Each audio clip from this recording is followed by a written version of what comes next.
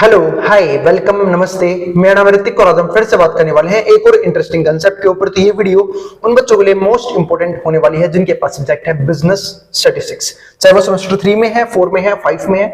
उन सभी बच्चों के लिए ये वीडियो काफी इंपोर्टेंट होने वाली है। तो शुरू करते हैं आज की वीडियो, जहां पे हम बात करेंगे ग्राफ्स के ऊपर, यानी कि हम डाटा को ग्राफ की फॉर्म में कैसे दिखाते हैं। जैसे कि हिस्टोग्राम बनाते हैं, बार ग्राफ बनाते हैं, पॉलीगन बनाते हैं, ठीक है, ओगिव्स बनाते हैं। तो कैसे बनाते हैं उसके ऊपर हम बात करेंगे इस वीडियो के अंदर। तो इस वीडियो में कंप्लीटली समझ लेंगे कि हम अलग अलग तरह के ग्राफ पे कैसे अपने अलग अलग प्रकार के डाटा को दिखा सकते हैं, या फिर डिफरेंट तरह के ग्राफ में क्या क्या फर्क होता है।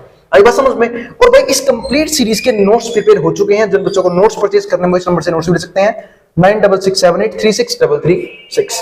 तो आते हैं आज के कंसेप्ट पे, जहां पे हम बात करेंगे ठीक है ग्राफ्स के ऊपर। और भाई उससे पहले कुछ इंपॉर्टेंट बातें समझा देता हूं। इस नंबर को देने का कुछ ही मोटिव्स हैं। पहली बात कि आपको नोट्स मिल जाए, पहला मोटिव तो ये क्लियर हो गया। दूसरा, कोई भी क्वेरी हो ना, किसी भी तरह का डाउट हो, वो आप इस नंबर पे फॉरवर्ड कर सकते हैं। पर उसका सिर्फ एक ही बेनिफिट है। कल क्या हुआ, कल मैं बताता हूं। कल कुछ बच्चों ने क्या किया, वो उन्होंने लाइव क्लास के लिए इनवाइट भेज दिया मेरे पास, ठीक है, क्योंकि उनकी कुछ क्वेरीज आ गई थी, उनका आज एग्जाम था। अब होता गया, ये नंबर मेरे पास तो है नहीं, तो मैं उस क्वेरी को या तो बिल्कुल लेट नाइट देखता हूं, ठीक है, टाइम मिल जाता तो, या फिर अगले दिन मॉर्निंग में देखता हूं सुबह उठने के बाद। तो जब इसमें क्वेरी भेजोगे ना मुझे, तो भाई मैं लाइव क्लास तो प्रोवाइड नहीं कर पाऊंगा, लेकिन क्वेरीज भेजने का एक मोटिव ये होगा। जैसे मान लो आपने कोई सीरीज कंप्लीट कर ली, ठीक है, आप उस सीरीज के डाउट्स मेरे पास भेज देना। मैं उस सीरीज के अंदर बिल्कुल लास्ट में, जैसे सीरीज कंप्लीट होगी, उन डाउट्स के ऊपर वीडियोस बना दूंगा कि भाई बच्चों को इन टॉपिक्स पे दिक्कत आई थी, मैं इन टॉपिक्स पे वीडियो बना दूंगा। आई बात समझ में। चाहे वो डाउट वीडियो को लेके हो, चाहे वो डाउट किसी टॉपिक को लेके हो, चाहे वो किसी क्वेश्चन को लेके हो कि आपने कोई क्वेश्चन प्रैक्टिस किया, अब वो क्वेश्चन समझ में नहीं आया, कोई दिक्कत है, उस क्वेश्चन को मैं रिजॉल्व करवा दूंगा, ठीक है। लेकिन वो कब होगा, बिल्कुल सीरीज के एंड में, जैसे आप कंप्लीट सीरीज कर लो, ठीक है, क्योंकि लाइव क्लास प्रोवाइड करने के लिए मुझे थोड़ा अपना टाइम शेड्यूल देखना पड़ता है, तो वो तो नहीं कर पाऊंगा। लेकिन अगर आपने पढ़ लिया है सब कुछ, एक तो पहली बात, बिल्कुल एग्जाम वाले दिन मत पढ़ा करो, उससे पहले भी कुछ ना कुछ पढ़ लिया करो। आई बात समझ में। ये बच्चे क्या होते हैं, जैसे कल एग्जाम है, बिल्कुल आज पढ़ना शुरू करेंगे, तो उनके लिए तो कुछ कर नहीं पाऊंगा मैं डाउट्स के लिए। लेकिन जिन्होंने पहले से ही डाउट्स भेज रखे होंगे इस नंबर पे, ठीक है, चाहे वो किसी क्वेश्चन को लेकर, चाहे किसी वीडियो को लेकर, उनके ऊपर मैं बिल्कुल लास्ट में सीरीज कैसी वीडियोस बना दूंगा जहां पे हम सारे डाउट क्लियर करवा देंगे। आई बात समझ में। अब आते हैं आज की वीडियो पे, जहां पे हम समझेंगे डिफरेंट ग्राफ्स को। अब इसको देखो, पहली बात तो ग्राफ से कुछ टाइप होते हैं जो हमें पढ़ने हैं, ठीक है। एक तो पहले हमें पढ़ना है हिस्टोग्राम। हिस्टोग्राम क्या होता है। दूसरा है पढ़ना है फ्रीक्वेंसी पॉलीगन, यानी कि हिस्टोग्राम क्या होता है, दूसरा फ्रीक्वेंसी पॉलीगन क्या होता है, तीसरा स्मूथ फ्रीक्वेंसी कर्व क्या होता है।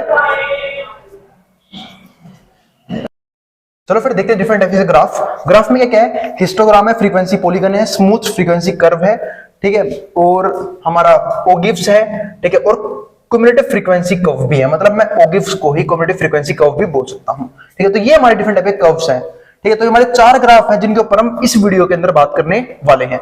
इसमें से फर्स्ट देखो, हमें बात करना है हिस्टोग्राम के ऊपर। अब बात है हिस्टोग्राम क्या होता है, उसको समझने की कोशिश करते हैं। ये भी टाइप है डाटा को शो करने का। जैसे मानो मैंने 2 एग्जांपल्स लिए।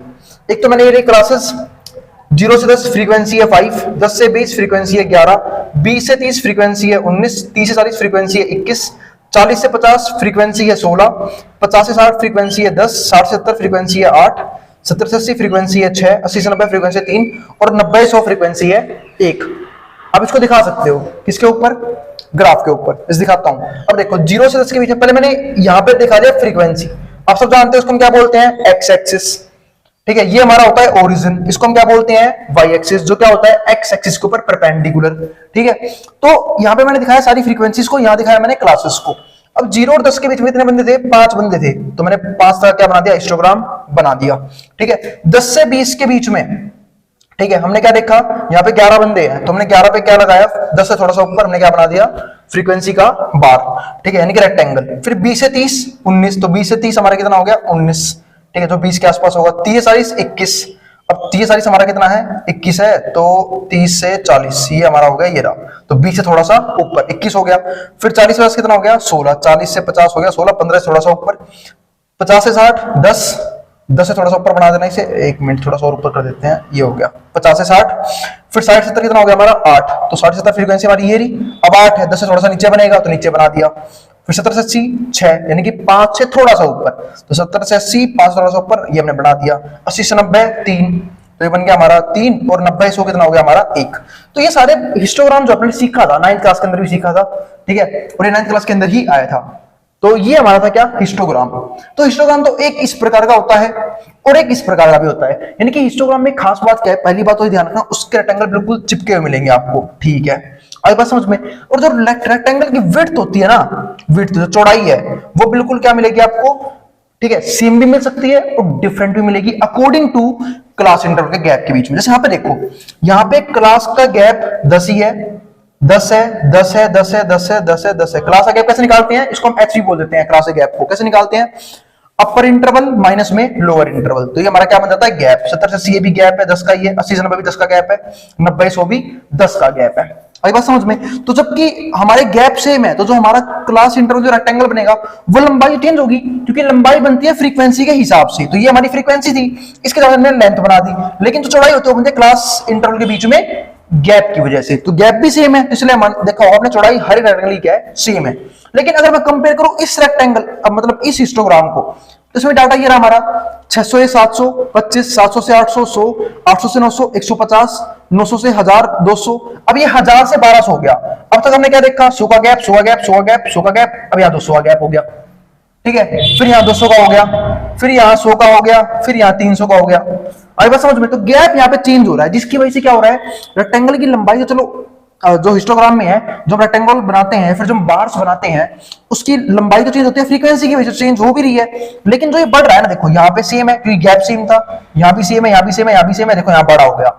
नहीं बड़ा क्यों हुआ, क्योंकि गैप बढ़ चुका है। अगर मैं इसकी बात करूँ 100 से लेके 1000 से लेके 1200, फिर ये 1200 से लेके 1400 तक, फिर 1400 से लेके 1500, वापिस सेम ऐसा ही बन गया, और फिर 1500 से कितना आया 1800। तो कितना बड़ा गैप है। तो इसकी वजह से हमारा क्या होता है, ठीक है, बार बनता है। तो बार की लंबाई तो डिपेंड करती है, लंबाई डिपेंड करती है किसके ऊपर, फ्रीक्वेंसी के ऊपर, और चौड़ाई डिपेंड करती है इनके गैप्स की वजह से। आई बात समझ में। तो उम्मीद है यहां तक आपको हिस्टोग्राम की ये बात तो क्लियर हो गई होगी। अब कुछ बातें और समझते हैं, देखो ध्यान से। 600 से 700 25 बंदे थे, 25 के पास गया, देखो 100 का गैप है, ये जीरो है एक तरह से, 0, 50, 100, 150, 200, ठीक है। और इस तरफ आएगी किंक, चिंक यहाँ पे 600 से शुरू कर दिया ना मैंने, इसलिए, ठीक है। तो वो हम इसको बाद में डिस्कस करेंगे, अभी फिलहाल इसको भूल जाओ, ठीक है। तो ये हमारा हिस्टोग्राम था, ठीक है। तो 600 से 700 कितना आ गया हमारा, 25, ठीक है। तो 25 में हमने क्या बना दिया, लंबाई बनाई और बार बना दिया अपना। 700 से 800 कितना हो गया हमारा, 100, फिर हमने रेक्टेंगल बनाया 100 तक का, ठीक है। फिर हमारा कितना आया 800 से 900, 150, तो 150 तक गया ऊपर, फिर ये बन गया हमारा 900 से 1000, कितना आया हमारे पास, 900 से 1000 थे 200 बंदे, ठीक है। अब 1000 से 1200 कितना आया, 240, 1000 से 12 कितना आया हमारा, 240। तो 1000 से 12 240, लेकिन निशान कहां लगाया है, 150 से थोड़ा सा नीचे। पता ऐसा क्यों, ऐसा हमने क्यों किया, क्योंकि भैया देखो सुनो, 1000 से 1200 कितना है, 240 तो है, तो इसकी फ्रीक्वेंसी 200 से पार होनी चाहिए थी, लेकिन ऐसा नहीं होगा। ऐसा क्यों नहीं होगा, क्योंकि देखो ऊपर तो हम 100 में चेक कर रहे थे, 100 के अंदर हम चेक कर रहे थे, इसलिए हमारी फ्रीक्वेंसी हमने सही ली। लेकिन अब की बार 200 का गैप आ गया, तो हो सकता है ना जो 240 बच्चे हैं, इसमें से 1000 से 1100 के बीच में सिर्फ कितने बंदे हों, 120 बंदे हो। अब मैं सिर्फ एग्जांपल दे रहा हूं, हो सकता है 100 हो, अगले में 140 हो, और 1100 से 1200 के बीच में कितने बंदे हो, वो भी 120 हो। ऐसा हो सकता है ना, क्योंकि डायरेक्टली क्या लिखा हुआ है 1000 से 1200, तो 1000 से 1100 के बीच में कितने हो सकते हैं, 120, और 1100 से 1200 में कितने हो सकते हैं, 120। हो सकता है यहाँ पे 100 हो, यहाँ पे कितना हो, 140 हो, होने को तो कुछ भी हो सकता है। आई बात समझ में। तो मैं कहना चाह रहा हूं, तो इसमें जो ग्राफ है हम इसको 2 से डिवाइड कर देंगे, क्योंकि यहाँ पे दो ऊपर सब में 100 का गैप था, और यहाँ पे क्या 200 गैप आ गया, पर फ्रीक्वेंसी तो हमारी हम डिवाइड करेंगे ना यहाँ पे इससे, तो हमारा कितना हो जाएगा 120 के आसपास। तो इसलिए मैंने यहाँ पे क्या बनाया, 150 से कम। थोड़ा सा और कम कर लेना इसे, थोड़ा सा और कम करोगे तो कम से कम यहाँ पहुंच जाएगा। आई बात समझ में। ऐसे ही 1200 से 1400 के बीच में फिर 200 का गैप आया, पर फ्रीक्वेंसी कितनी है, 160, लेकिन हमने नंबर क्या लिखा है, बिल्कुल 100 के आसपास, यानी कि ये हो जाएगा हमारा 160, 80 के आसपास बैठेगा अगर 2 से डिवाइड कर दूंगा तो। ऐसे ही 1500 से 1800, देखो इतना बड़ा है, ये क्यों है इतना बड़ा, क्योंकि भाई गैप बढ़ चुका है, 300 का गैप है अपनी बार, ठीक है। लेकिन है 90 बंदे, और मैं लिख क्या रहा हूं 50 से भी नीचे, क्यों लिखा 50 बंदे, क्योंकि अबे 90 बंदे तो हैं, लेकिन कितने से कितने के बीच में है, 1500 से 1800 के बीच में है। तो हो सकता है 1500 से 1600 के बीच में 30 बंदे आए हों, फिर 1600 से 1700 में कितने आए हों, फिर से 30 बंदे आए हों, और 1700 से 1800 में क्या आए हों, फिर से 30 बंदे आए हों। तो इस तरीके से मैं क्या किया, अपना ये हिस्टोग्राम फॉर्म कर लिया। आई बात समझ में। तो ये हमारे हिस्टोग्राम के 2 टाइप थे। अब हम इसी वीडियो के सेकंड पार्ट में समझेंगे किसको, बार ग्राफ को। तो तुम्हारा हिस्टोग्राम हो गया, अब बार ग्राफ को समझेंगे। उससे पहले इसको जो उतारना है यहां से उतार सकता है, फिर मैं समझाऊंगा बार ग्राफ क्या होता है, और इस कंप्लीट वीडियो में हम सारे ग्राफ्स को डिस्कस करेंगे। चलो फिर अब हम देखते हैं एक क्वेश्चन और। हमें यहाँ पे भी हिस्टोग्राम ड्रॉ करना है, और इसी क्वेश्चन में आपको समझा दूंगा मैं क्या कि फ्रीक्वेंसी पॉलीगन कैसे ड्रॉ किया जाता है। पहले इसको समझते हैं। उसने बोला लाइफ ऑफ इलेक्ट्रिक लैंप्स, जो दो फॉर्म बनाती है, एक फॉर्म ए एक फॉर्म बी, ठीक है। तो 1010 है, ठीक है, जो फॉर्म ए ने बनाया उसके ऐसे 10 लैंप है, जो बी ने बनाया 287 है। 1030 है जिनकी लाइफ वो 130 है, और यहाँ पे 105 है। जो 1050 है जिनकी लाइफ वो ए बनाती है 482 ऐसे लैंप, और बी बनाते हैं 26 ऐसे लैंप, जिनकी लाइफ 1070 ये डेज में होंगे मेरे हिसाब से, ठीक है। तो जो ए फॉर्म बनाते होते 360, और जो बी बनाते होते हैं 230, और 1090 जो लाइफ टाइम है ऐसे फॉर्म में बनाते हैं 18 लैंप्स, और फॉर्म बी बनाते 352 लैंप। मुझे दोनों क्या है, फ्रीक्वेंसी है, ये हमारे पास क्या है, क्लास इंटरवल बोल सकता हूं महीने। आई बात समझ में। तो अब मैं इनको दिखा देता हूं वो एक्सिस पे, यानी कि लाइफ ऑफ लैंप्स है ये, यहां भी क्या आएगा, लाइफ ऑफ लैंप्स, लैंप्स, और ये हमारे पास क्या है, दोनों जगह ये हमारे पास क्या है, फ्रीक्वेंसी। तो इसको लेने के दो ही लॉजिक है। एक तो क्वेश्चन हिस्टोग्राम का था, मैंने सोचा इसी वीडियो से आप लोगों को मतलब इसी क्वेश्चन से मैं आप लोगों को पॉलीगन भी समझा दूंगा, फ्रीक्वेंसी पॉलीगन। तो ये देखो ये रहा, तो 1010 फॉर्म ए क्या बनाया हुआ है, 10 है, तो यहाँ पे जाएगा हमारा, बना दिया हमने, ठीक है। फिर 130 है तो 100 से ऊपर कर देना, फिर बना दिया 1040 से 1060, तो 1040 से 1060 कितने हैं ऐसे, 1040 10 30, ठीक है। और फिर हमारे पास कितना आ गया, 140 से लेके 1010 हो गया, 10 से 20, फिर 30 से 20 से 40, मतलब मिड वैल्यूज है। मैं ये बोल सकता हूँ ये हमारे पास xi है, ये हमारे पास क्या है, मिड वैल्यूज है। मैं इसको मैं बोल सकता हूँ ये है 1000 से लेके 1010 सॉरी 20, 1020 से लेके 1040, 1040 से 1060, 1060 से 1080, फिर आएगा 1080 से 1100। तो ये हमारे पास है, और ये हमारे पास इनके मिड वैल्यूज। मिड वैल्यू कैसे निकालते हैं समझा देता हूं आप लोगों को। मिड वैल्यू निकालने का सिंपल तरीका क्या होता है, इन दोनों को ऐड कर दो, ठीक है, और 2 से डिवाइड कर दो, ये आ जाएगा। जो भी दिख रहा है 1000 से 1020 के बीच में क्या आएगा, 1010। ऐसे 1020 से 1040 के बीच में क्या आएगा, 1030। 1040 से 1060 के बीच में क्या आएगा, 1050। 1060 से 1080 के बीच में आएगा 1070, और 1080 से 1100 के बीच में क्या आएगा, 1090। तो ये आ गया हमारे पास। तो ये मिड वैल्यूज हैं। तो इसको मैंने दिखाया, ये रहा 1000 से 1020, 20 से 40, 40 से 60, 60 से 80, 80 से 1100। वही सेम यहाँ पे भी दिखा दूंगा। अब 1000 से 1020 के बीच में कितने लैंप थे, वो थे ए के पास 10 ऐसे लैंप थे, तो इस पे आ गया, 100 से बिल्कुल नीचे रहेगा, ठीक है। फिर 130 है, क्योंकि रैंडम वैल्यूज लेनी है हमें, सिर्फ 130 है, क्योंकि जब हम ग्राफ में बनाते हैं तो हम रियल वैल्यूज लेते हैं। तो यहाँ पे 130 है, तो 130 की बात करूं 100 से ऊपर जाएगा, ये बार बना दिया। क्योंकि ये मैं फिर से बोल रहा हूँ, ये दिखाता है फ्रीक्वेंसीज को। जो रेक्टेंगल होता है उसकी लंबाई डिपेंड करती है किसके ऊपर, फ्रीक्वेंसी के ऊपर। फ्रीक्वेंसी जितनी बड़ी होगी तो लंबाई उतनी बढ़ जाएगी, फ्रीक्वेंसी जितनी कम होगी लंबाई उतनी कम हो जाएगी, ठीक है। तो अब अगले का देखो, तो वो कितना है 482। तो 482 कितना बड़ा नंबर है, ये देखो ये रहा 500 के आसपास, तो ये यहाँ पे बन गया। फिर है 360, तो ये बनेगा 400 थोड़ा सा कम, तो ये बन गया हमारे पास। और फिर है 18, तो 18 होगा हमारा यहाँ पे। तो बस, तो ये बन गया हमारे पास क्या, हिस्टोग्राम। ऐसे इस वाले केस में देखो, फ्रीक्वेंसी ये रही, लाइफ ऑफ लैंप ये रहा। तो 1000 से 1020 कितने हैं हमारे पास, 300 से कम, यानी कि 287 थे, तो यहां बना दिया 287। फिर 1020 से 1040 कितने हो गए, 1020 से 1040 हो गए हमारे पास 105, तो ये रहा 105 वाला, ठीक है। फिर 1040 से 1060 हो गए हमारा 26, 1040 से 1060 हो गया 26, जो बनेगा 100 से भी नीचे। 1 मिनट, 1040 से 1060 में कितने हैं, 26 हैं। तो यहाँ पे ये इसको और नीचे करना पड़ेगा, ये यहाँ है, ये यहाँ बनेगा, ठीक है। 1060 से 80 कितना बनेगा हमारा, वो बनेगा 230, तो 230 हमारा 200 से ऊपर रहेगा, ठीक है, ठीक है। फिर 1080 से 1100, वो है हमारे पास 352, तो 300 से भी ऊपर चला जाएगा, यानी कि 350 से भी ऊपर चला जाएगा, क्योंकि 300 से 400 के बीच में यहाँ पे लाइन आएगी, इससे ऊपर जाना है, थोड़ा सा ऊपर कर दिया है, तो ये हो गया हमारे पास हिस्टोग्राम। तो बात है भैया, हिस्टोग्राम और फ्रीक्वेंसी पॉलीगन में क्या डिफरेंस होता है, बहुत ही ज्यादा फ्रीक्वेंसी पॉलीगन बनाना। इसके दो तरीके होते हैं। एक तरीका क्या होता है कि ये जो हमारे पास ये लाइन है, इसकी मिड वैल्यूज लो, ठीक है, ये लो फिर से mid value, mid value, mid value, mid value. तो बोल सकता हूं मैंने हर एक क्लास इंटरवल का मिड वैल्यू चूज कर लिया है। अब इस मिड वैल्यू को स्केल से ज्वाइन कर दो, स्केल से करना भाई, मैं तो सिंपल कर रहा हूं, स्केल से ज्वाइन करना। तो इसको स्केल से ज्वाइन कर दो, यूं, फिर ये यूं, और फिर ये यूं। तो ये हमारे पास क्या क्या बनाता है, और फिर इसको नीचे लाके ज्वाइन कर देना, जो भी हमारा एंड हो। ठीक है, यहाँ पे ज्वाइन कर दिया हमने, ठीक है, यहाँ भी ज्वाइन कर दिया। तो ये जो हमारा बन गया है ना, ये हमारे पास क्या होता है, फ्रीक्वेंसी पॉलीगन। ये हमारा सिंपल सा क्या होता है, फ्रीक्वेंसी पॉलीगन। इसको बनाने दो तरीके होते हैं, एक तो पहले हिस्टोग्राम तैयार करो, फिर से भाई हर एक जो हमारा जो रेक्टेंगल बनाया उसके बीच में एक पॉइंट डालो, ठीक है, और इसको ज्वाइन कर दो पॉइंट को स्केल से। तो हमारा क्या बन जाता है, एक तरीका। दूसरा तरीका ये होता है कि आप इसको ड्रॉ ही मत करो, आप सिंपल क्या लिखो, देखो ध्यान से, मैं इसको हटा रहा हूं, इसको हटाने में बस थोड़ा ध्यान रखना कि यहीं पे था ये, इसके बीच में सीधा पॉइंट लगा दो, जहां पे फ्रीक्वेंसी का बीच वैल्यू उठाओ, ठीक है, और उसकी फ्रीक्वेंसी तक चले जाओ और वहां पॉइंट लगा दो सिंपल। ऐसे यहां देखो, इसके बीच में ना, मतलब मैं कहना ही चाह रहा हूं कि बिना बार बनाए पॉइंट लगा दो, हिस्टोग्राम का बिना रेक्टेंगल बनाए पॉइंट लगा दो सिर्फ उस जगह, ठीक है। यहां ही पॉइंट एक लगा दिया, ऐसे यहां पे एक पॉइंट आता, इसको सबको हटा दिया, ठीक है, यहां पे सिर्फ एक पॉइंट ड्रॉ कर दिया, ऐसे ही इन सबको हटा दिया। तो पॉइंट कैसे ड्रॉ करना है, इनकी इसके बीच के लिए बिल्कुल ऊपर जाओ और देखो उसकी फ्रीक्वेंसी कितनी थी, इसकी वजह से 352 थी, तो यहां आ जाएगा हमारा, ठीक है। और अब इसे ज्वाइन कर दो किस चीज से, स्केल से, ठीक है। तो ये ज्वाइन कर दिया, ये ज्वाइन कर दिया, फिर ये ज्वाइन किया, फिर ये ज्वाइन किया, ठीक है, इस तरीके से।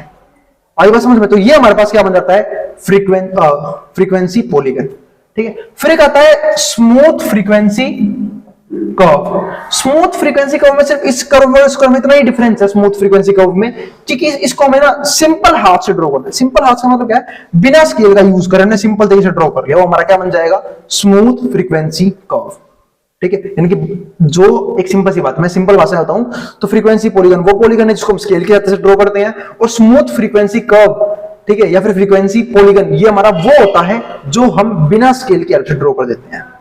आई बात समझ में? ठीक है, तो इस बात का आप ध्यान रखना, ठीक है। अब हम चलेंगे इस वीडियो के नेक्स्ट पार्ट पे, जहां हम समझेंगे ओगिव्स को और क्युमुलेटिव फ्रीक्वेंसी कर्व को। फिर भी किसी प्रकार दिक्कत आ जाए इसमें तो आप मुझे कमेंट कर सकते हैं, मैं उस दिक्कत को पूरी तरीके से रिजोल्व करने की कोशिश करूंगा, या फिर अपना डाउट आप उस नंबर पे भी सेंड कर सकते हैं, व्हाट्सएप कर सकते हैं, जिसको जो उतार ले मैटरम बोर्ड के सामने से। चलो फिर देखते हैं, अब सिर्फ लास्ट के दो ग्राफ रह गए थे हमारे, जिसमें हमारा क्या था, ओजिव्स, और इसे हम बोलते हैं क्युमुलेटिव फ्रीक्वेंसी कर्व्स। अब ये कैसे बनाते हैं उसके लिए आपको समझना होगा कि पहली बात क्युमुलेटिव फ्रीक्वेंसी क्या होती है और कैसे निकाल सकते हैं हम, ठीक है। ओजिव्स दो तरह के होते हैं, एक तो होता है लेस देन मेथड और एक होता है मोर देन मेथड। दोनों को हम इसी वीडियो में डिस्कस करने वाले हैं, ठीक है। पहले समझते हैं लेस देन मेथड से हम ओजिव कैसे निकाल सकते हैं।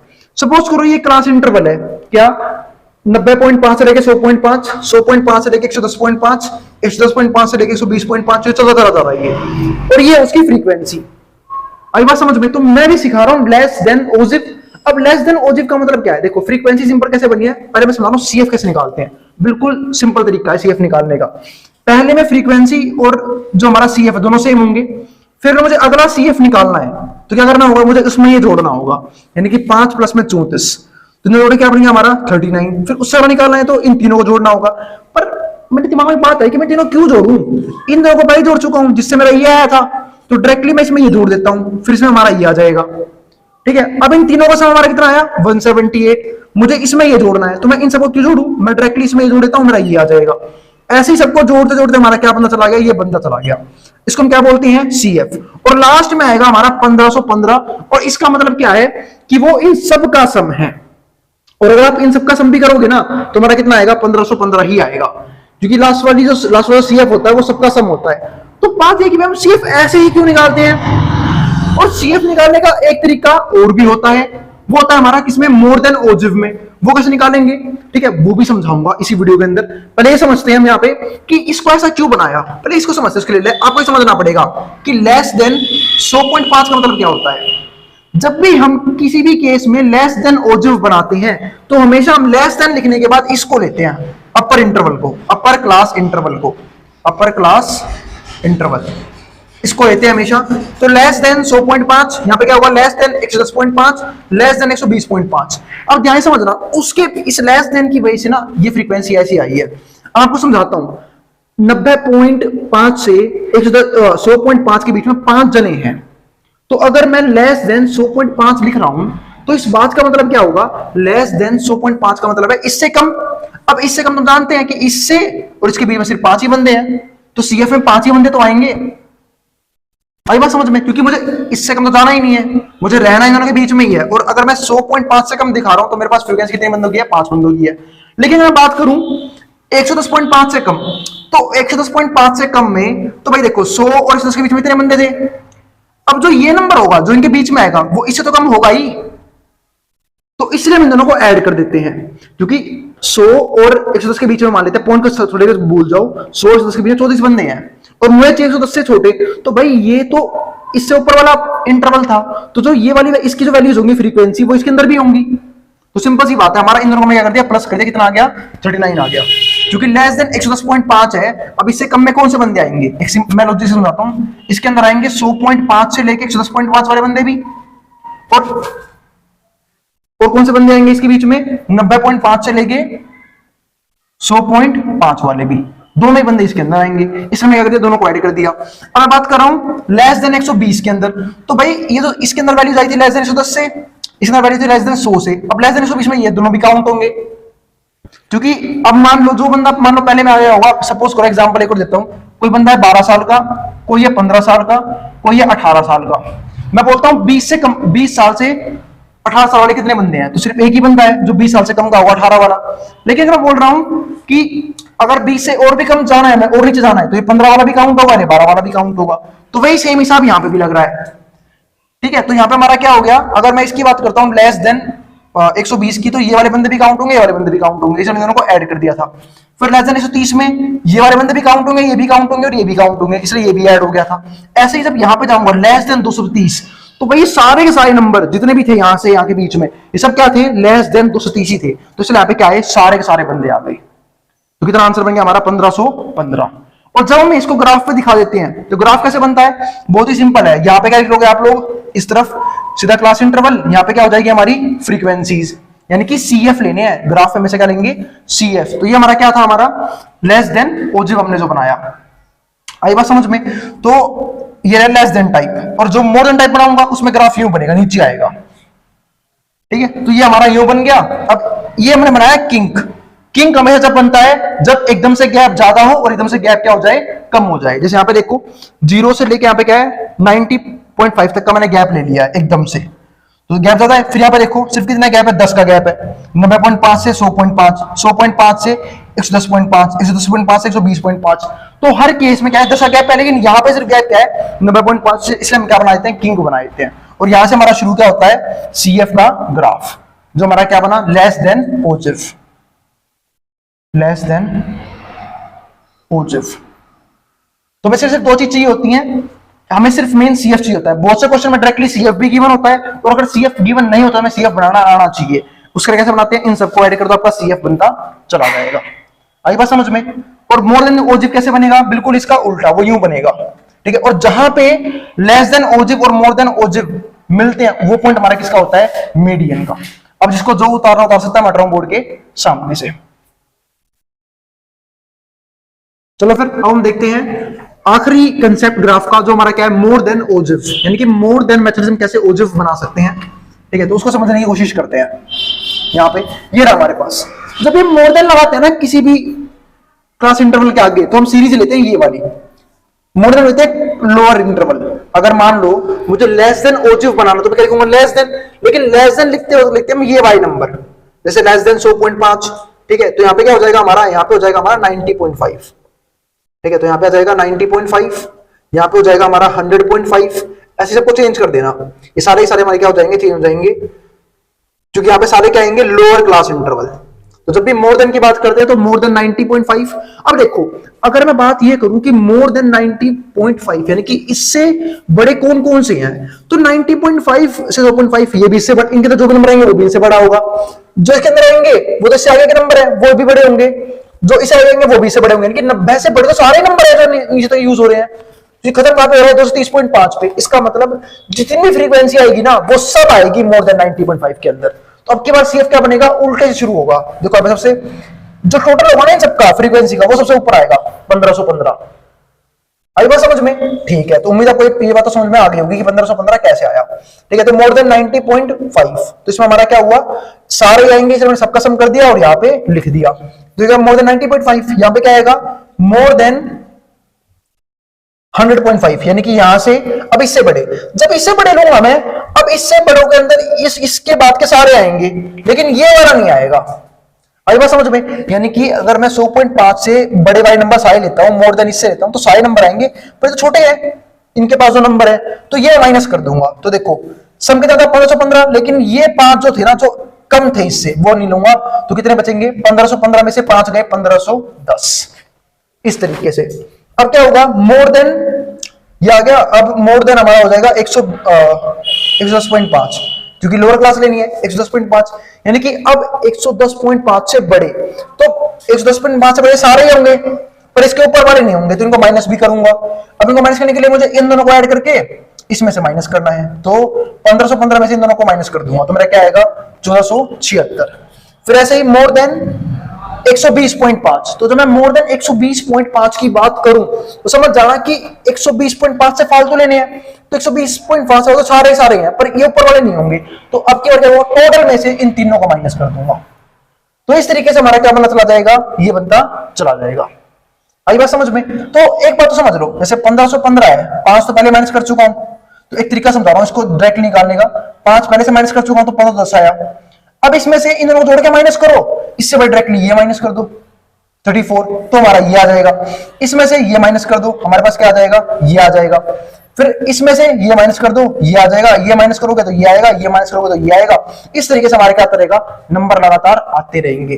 तो बार बार जोड़ के माइनस करने से अच्छा है, ठीक है, कि भाई एक बार टोटल निकाल लिया, 1515 आया, तो पहले 5 माइनस किया, 1510 आ गया, फिर दोनों का सम करके माइनस करो। इससे बढ़िया क्या है, ये तो पहले माइनस कर चुका हूं, तब ये आया था, सिर्फ इसमें से ये वाला माइनस कर दो।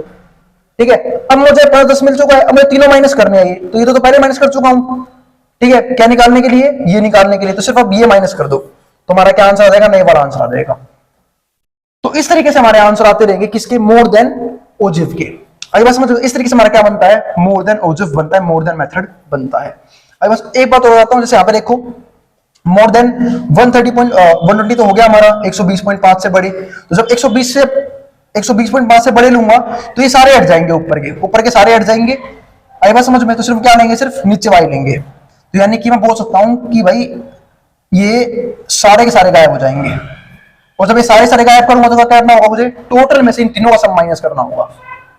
आई बात समझ में? और या फिर मैं इस बात को ये भी बोल सकता हूं कि जब इन तीनों को माइनस करना है, तो इन दोनों को माइनस करके ये हमारा कितना आया था, ये आया था। अब सिंपल इसमें से ये माइनस कर दो, आपका अगला आ जाएगा।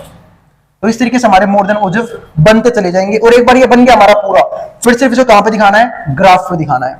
यहाँ पे हमारी क्या होती है, फ्रीक्वेंसी, ये ऊपर नीचे लिखना तुम्हारी मर्जी है, ये मैंने जानबूझ के लिखा हुआ है। क्यों लिखा हुआ है, क्योंकि स्पेस कम था, अगर मैं डायरेक्टली लाइन सीधा एक ही में घुसाई था तो काफी हो जाता क्लोज, जिसकी वजह से मैंने एक लाइन बड़ी करके नीचे लिख दिया है। आई बस आपको क्लियरली दिखाई दे, पर आप लोग सीधा एक लाइन में लेके आ सकते हो, कोई दिक्कत नहीं, बड़ा ग्राफ बनाना थोड़ा सा। अब ये हमारे पास क्या बन गया, मोर देन ओजिव। क्योंकि देखो यहाँ पे लगा है किंक, जो गैप बहुत ज्यादा है, 0 से लेके 90.5 के बीच में जो गैप होगा वो कितना है, 90.5 का गैप होगा। लेकिन आगे गैप क्या है, 10 का गैप है, फिर 10 का, फिर 10 का, फिर 10 का।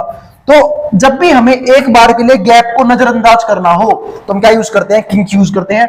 और उसके बाद हमें गैप मेंटेन करना हो तो हम सिंपल तरीके से लिख सकते हैं, बस एक बार किंक लगाना होता है यहाँ पे। इसका मतलब ये है कि यहाँ पे हमने इंटरवल को इग्नोर किया हुआ है। ठीक है, तो ये बात ध्यान रखना।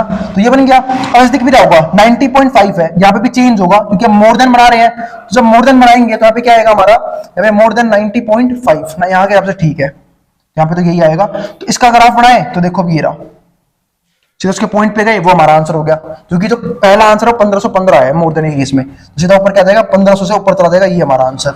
फिर 100.5 के लिए वैसे ही यहाँ पे देख लेना 1510, वो भी यहां बन जाएगा। इस तरीके से हम सबका पॉइंट बना देंगे, इस ग्राफ को जोड़ देंगे, हमारा क्या बन जाएगा, मोर देन ओजिव।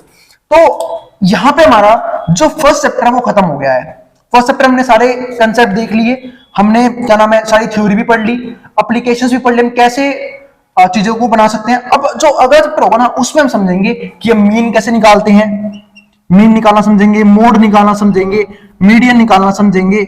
मतलब आने वाले चैप्टर्स में हम सिर्फ क्या पढ़ने वाले हैं, न्यूमेरिकल्स। यहां से हमारा जो हमारा फर्स्ट चैप्टर था ना, प्रिपरेशन ऑफ फ्रीक्वेंसी डिस्ट्रीब्यूशन, कि हम फ्रीक्वेंसी डिस्ट्रीब्यूशन कैसे बनाए, और ग्राफिकल प्रेजेंटेशन उन्हें ग्राफ का शो करें। तो हमने इस वीडियो में सीख ही लिया है कंप्लीट वीडियो में ग्राफ, अलग अलग तरह ग्राफ हम कैसे बनाते हैं, हमने हिस्टोग्राम भी समझा, फ्रीक्वेंसी पॉलीगॉन भी समझा और थर्ड टाइप भी समझा। तो इस तरीके से हमारे सारे ग्राफ कंप्लीट हो गए और जो प्रिपरेशन ऑफ फ्रीक्वेंसी डिस्ट्रीब्यूशन है वो हम शुरू सीख चुके हैं स्टार्टिंग की वीडियोस में, जहां हमने सारी थ्योरी भी पढ़ ली और साथ साथ प्रोसीजर भी समझा कि कैसे हम किसी भी डाटा, किसी भी रॉ डाटा को एक अच्छे फॉर्म में कन्वर्ट करते हैं। तो आगे में हम सिर्फ क्या समझेंगे, सिर्फ न्यूमेरिकल ज्यादा होंगे आने वाली वीडियोस में और थ्योरी थोड़ी सी क्या हो जाएगी, अब कम हो जाएगी। अब इसको जो उतारना उतार सकता है मैट्रॉन बोर्ड के सामने से, फिर भी किसी भी तरह की क्वेरी रह जाए आप इस नंबर पे व्हाट्सएप भी कर सकते हैं अपने क्वेश्चन को, ठीक है, और कमेंट बॉक्स में कमेंट भी कर देना। और मैं अगर वीडियो पसंद आई तो वीडियो को लाइक के बिना मत जाना और चैनल को सब्सक्राइब भी कर देना ऐसी वीडियोस के लिए। अब जिसको जो उतारना उतार सकता है मैट्रॉन बोर्ड के सामने से।